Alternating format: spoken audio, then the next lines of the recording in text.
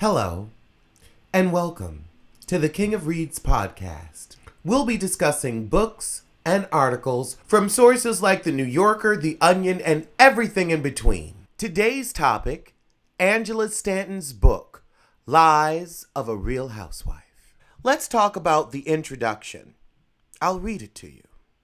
Murderers, pimps, prostitutes, hustlers, drug dealers, scammers, and con artists all have their place in this world. It's not what you've done in your past if you've learned from your mistakes. It's what you're doing to make this world a better place. I don't have the slightest idea what you or anyone else reading this book may think of me. After reading my words, many of you may feel that people who have committed crimes don't deserve a second chance. Well, I've got news for you. We all play our role in society. Without crime, there would be no cops, no lawyers, no judges, no prisons, no police stations. More importantly, no justice system. I think you understand where I'm going with this.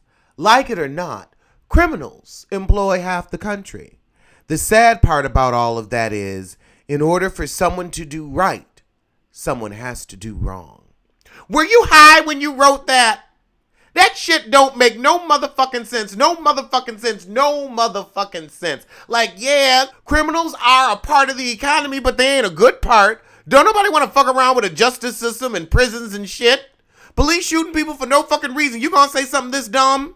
That was the intro. Now we got a forward. Girl, you couldn't combine them and just make it an epilogue. Okay. Oh, but this heifer ain't write the forward, and I hope she ain't write much of the book after reading that sorry spiel. The forward just says Angela had a hard row to hoe and she happy to tell her story. She ain't perfect. We could tell that from the intro. Damn it! A forward, an intro, and now a preface. The fuck? I'm gonna lose interest in a minute. Book was only $4.99. I don't give a fuck if I read it. Okay, this is the best passage. Phaedra Parks was a snake I allowed to slither her way into my life. Once she got close enough to bite, she did. As she slithered away, she left me to die a slow and sure death. The heifer never even looked back.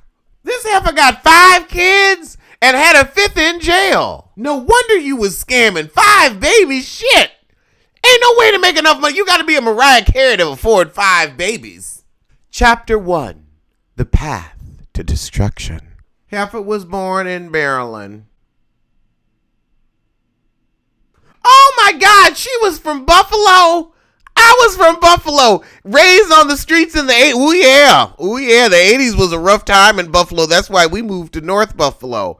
I barely remember it, but I was born in 82, so she a little older than me. That is so crazy. Oh my God. Actually, I know a whole bunch of scamsters from Buffalo. I'm almost ashamed to be from there. I mean, it is a shitty little city. This heifer got another book, Life Beyond These Walls. I ain't reading that. Okay, her first chapter, she whining about, a shitty life and a shitty upbringing. I mean, you grew up in Buffalo. Wasn't no good times to be had by nobody. Buffalo was an awful, awful place to grow up. Awful. Even if you were rich, you were miserable. Everybody had seasonal affective disorder all year round because the sun never came up. Okay, troubled childhood, usual story, molestation, sadness. Let's get to the shit. Don't nobody give a fuck about this. I mean, I'm sorry for you, but I don't give a fuck. I'm fast forwarding to chapter 2. Chapter 2, The Devil in Disguise. That sounds like Faye. All right, yeah, we're now to Atlanta. Could have started at Atlanta. I hope she tells us about Apollo's penis, and I hope there's some color photos. Heifer was hot wiring cars about 16 or 18. I don't know, she old heifer. So from what I'm reading, her family's giving me the King family of Atlanta tease. Lots of hustling, lots of boosting, lots of theft. Fraud. This stuff was in her blood before this happened.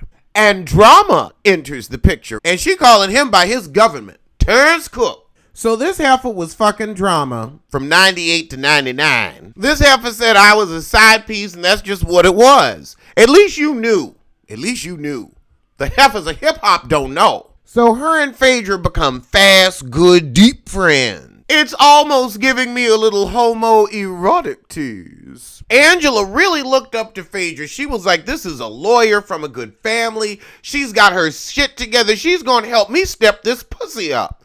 And Angela, you needed to step it up. I'm glad you wanted to. Sad you went about it the wrong way. Now, I gotta say, looking at how different Phaedra and Angela are, you do kind of wonder, what the fuck was Phaedra doing hanging around with this heifer? She was prepping her patsy. That's what she was doing. Prepping her patsy. Oh! So now we find out one of the other hussies Angela was in competition with was Fei. And Drama said, oh yeah, I've been tapping that. But Phaedra didn't know Angela knew. But oh, she knew. She said she's seen Phaedra's dominatrix photo shoot, and it's quite a sore for the eye. She went to Phaedra's house, and it wasn't grand as she thought it was going to be, but there were toys everywhere. Handcuff, whips, spank me knots, you name it. I just made up spank me knot, but I feel like Phaedra probably got one. So we've got more evidence that Phaedra needs to be the boss in all aspects of her relationship. She was dating a football player, but he was messing around on her. And she was like, I'm a lawyer. How he gonna go fuck around on me with a stripper? And Angela said, well, look, he can boss that stripper around. He can't tell you what to do. Oh my God, at 12 years old, she was arrested for shoplifting at the Main Place Mall. They had like the best food at the Main Place Mall. I used to get like blueberry muffins from someplace in the food court that were so good. They had a real good Nathan's or no, we used to get Long John Silver's. Oh my God. Main Place Mall. How crazy is that? So Phaedra has Angela writing bad checks on business accounts, buying laptops and other shit, and then selling it to friends and family. Angie gets preggers. Phaedra tries to convince her to get an abortion, but Angie's family ain't having it. Angela met Apollo in March of 2001. She said he's 6'2". I thought he was short. Everybody said Apollo was short. 6'2" is not short. They sent this heifer to D.C. with a suitcase full of fake documents. Her scammer name was Tara Evans. That's good. I like that. Tara Evans. That's a good drag name. That's a good stripper name. That's a good scam name. It's a whisper of Southern with a sprinkle of white trash. Right when shit was getting good, she veers off into this story about her uncle dying. Don't nobody give a fuck. We sorry for you, but again, don't nobody give a fuck. But I guess you gotta pad this shit, because it could have been a pamphlet. Running around Atlanta peddling pamphlets. I can't. Oh, her mama had cancer. She had to give her money too. She coming up with a lot of excuses. I'll give her that. Alright, so they doing their first big jobs. Oh, Lord.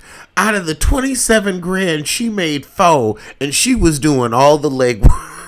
Ooh, if that ain't Phaedra, I don't know what the fuck is. And she want to say Candy underpay. No, you underpay. You underpaying your patsies. Apollo, you better get your coin. Well, here's a shocker. According to this, Phaedra said Apollo was nothing but a worker and a plaything.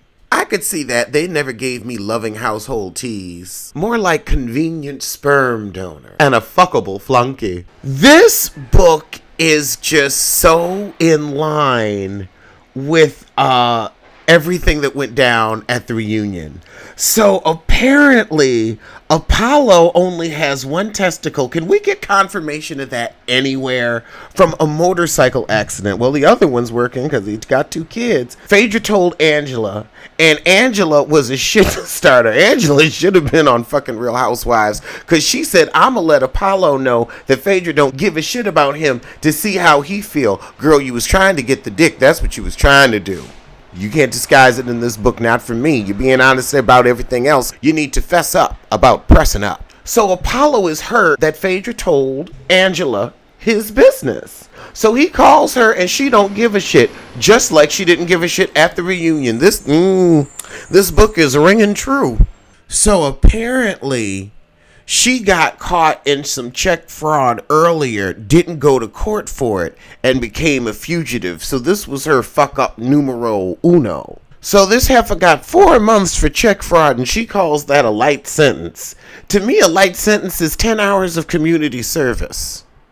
To me, a light sentence is not guilty. That's a light sentence. 4 months, that's heavy. That's a quarter of the year. You've lost a season. She says Phaedra was a crooked attorney who knew how to commit crimes against the federal government, and she knew how to get away with those crimes. Phaedra Parks studied the law extensively and learned how to manipulate the cracks in the system. Sounds like Felon Parks to a T. So now we have the big car scam. The big car scam is Angela would go get VIN numbers. She'd then take those VIN numbers to this guy E and then make a registration and bill of sale. Give that to Angela. Angela would take that to the dealership to get a key made for the car that's still on the lot, and then go with the key and drive the car off the lot and take it to a chop shop. I gotta say, this is ingenious. Now see, I thought it was Todd that came up with this scam to bring Candy the bullshit, but it was Phaedra. It was Phaedra all along. Okay, and now we have the head doctor story. So apparently Phaedra's going around Atlanta with a special technique for sucking penis. And apparently it was Angela's boyfriend Shahid who made her the moniker Certified Head Doctor. Now, I wonder how Nene knew. That's my question. How did Nene know? Lord, these heifers done found out they are being watched. One of the people in the ring gets detained. They showing videos of the other people. And Phaedra said, no, the titles is clean. We moving forward. Ooh, girl, this is fucking Phaedra at the reunion all over again. I believe every word that this book has to offer. It's fun to read, too. It's fun to read. It's like a big, long blog article. Sometimes you don't feel like stretching your mind. Sometimes you're like, I just want to read a fun story. Let me escape for a moment. Chapter 5. The Road to Redemption. Uh-oh. They tripped up the heifer with a where were you born question.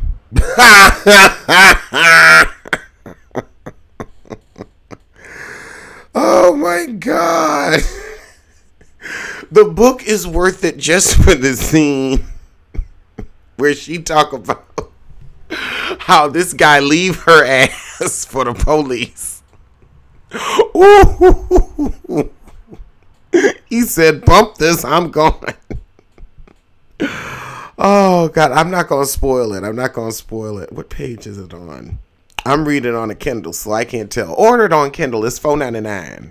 And it's worth it. And this heifer was 7 months pregnant. Chapter 6.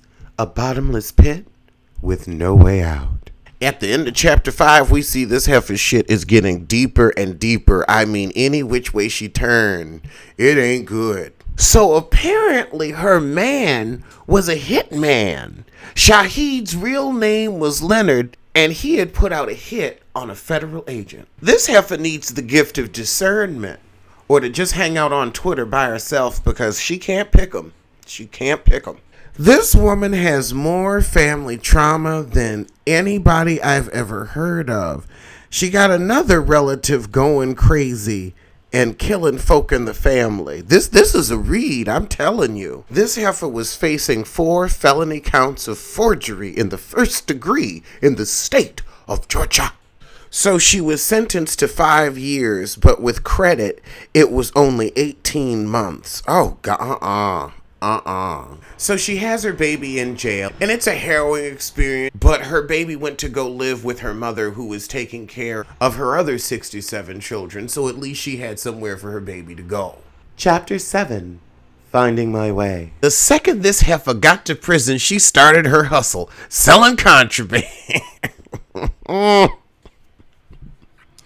Everybody needs to buy this story because I don't want to hear about this heifer going to jail again. Because she got it in her. Ooh, she got it in her. Now we're getting a breakdown of her prison menu. She would put taco meat in beef ramen.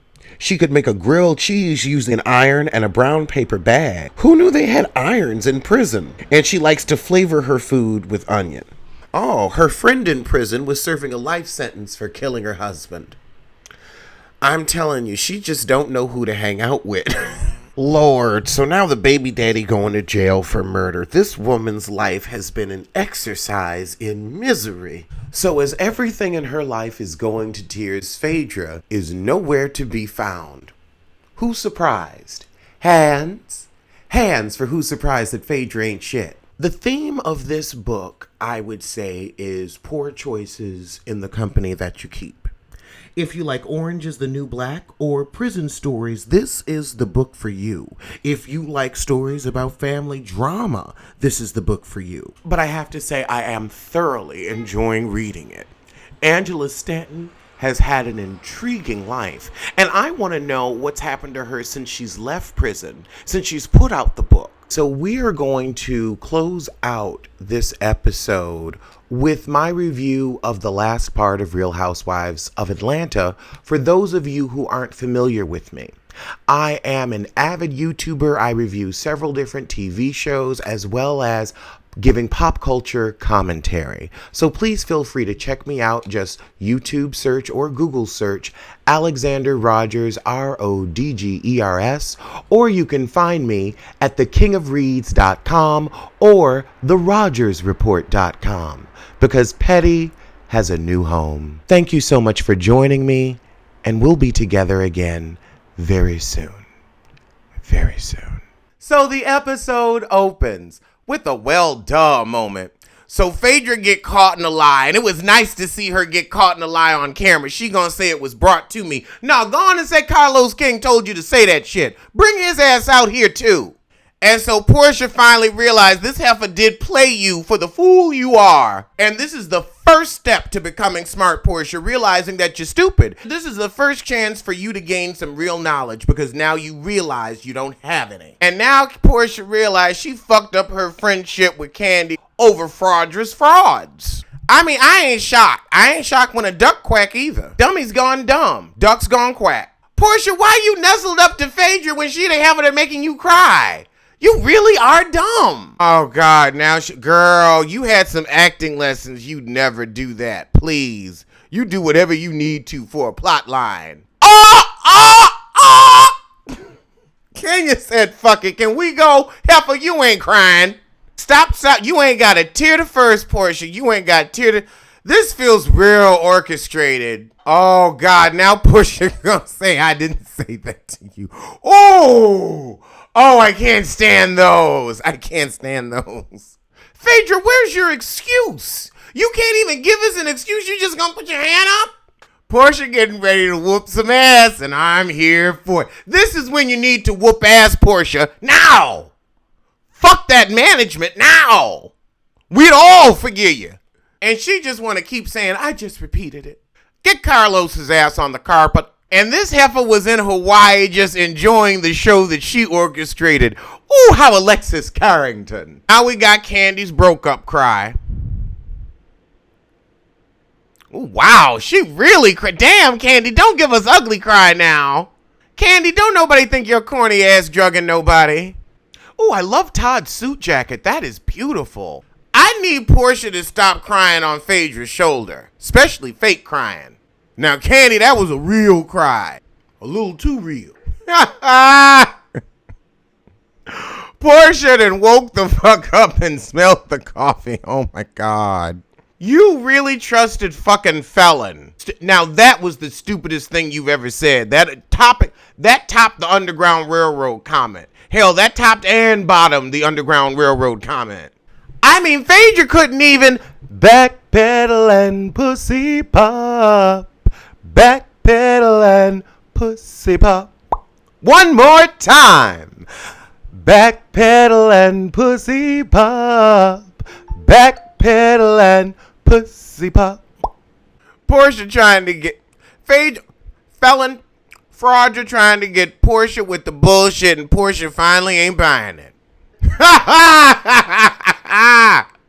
Oh, shut up, Kenya. You shut up. Oh, God, Kenya is loving this. I'm fucking happy for her. I'm loving it, too. Phaedra, you a lawyer. You need to be a better on-the-spot liar than this. All right, okay, here's the thing. Irama. Get it together. Ciao. Portia's arterial flow finally got on fucking point. She said, no, you made sure I knew. Heifer, you ain't wriggling out of this one. Girl, she said you need to come as clean as you can. She about to get hit with that mama read. Oh, you ain't fucking sorry. I would respect you more if you said, look, I just don't like you. This was my way of fucking with you, and that's just what it is. I would respect you if you just said that, because that's what it is. But to act like you saw, Oh, God. Phaedra, did you tell me the Marvin thing? I told you, a mama read. Oh, Jesus fucking Christ. Oh, this is too much. This is really too much. They're giving us, they really could have kept it for this shit. Them other 3 episodes were nothing. Nothing. This would have been epic. Y'all could have just dropped the bomb and blown up and walked away. Yeah, I hit my nose with the mic. You probably saw that. But you made us wait 4 weeks for this. Well, at least the shit's worth it. I'll tell you that. At least the shit's worth it. I'ma still fuck you up, Andy. I'ma still fuck you up. Child, Andy's like, come clean, heifer. Come clean. When Andy's telling you what to, it's over. It's over. Andy said, it seems like you're not telling the truth. Portia, this ain't about making you feel better. You done played your part in this. You knew Candy. That was your friend. You shouldn't have repeated the shit. Phaedra knew you were dumb enough to be used, so she used you. And you proved her right. So nobody gives a fuck about your feelings. I'm sorry, Portia. You knew that shit wasn't true and you ran with it. You just as guilty as fucking Phaedra. You just didn't tell as many lies. We caught her ass in 6 to 7. We only caught you in 1. Oh, you don't feel anything, you heartless harpy. Just close your felonious mouth. I mean, they just got Phaedra up, caught in every shitty lie she'd have ever told. Ooh, girl, you slip showing. You slip showing. And she keeps saying she wasn't trying to hurt Kent. Girl, I'm glad the feds bought your lies, because we ain't. Lord, when they bring up Angela Stanton's name, Kenya has a glow about her like she's just in love. Are they bumping puss? Are they sisters? They might be. I sued her and won. What did you win? Because the book's still out there. Oh. Candy has had it with all of Phaedra's lies. It is mad day, and the tea is being spilt. I can't believe they made us wait 3 weeks for this. Andy gave her one last chance. He says, I don't know if you've completely copped to it. Come on, Heifer, give me something. Give me something. Oh, God. Heifer, if you let it get here, you would have let it get anywhere. Please, Sheree, you happy you getting a check again. That's what you happy about. This actually was really drama-free for Kenya. She just got to sit back and watch them go in on the fraud. And that was the season. All right, well, I'll see you soon for something. So tell a kin, tell a friend, tell that heifer you hate to check out original content from Alexander Rodgers at thekingofreads.com. Petty has a new home.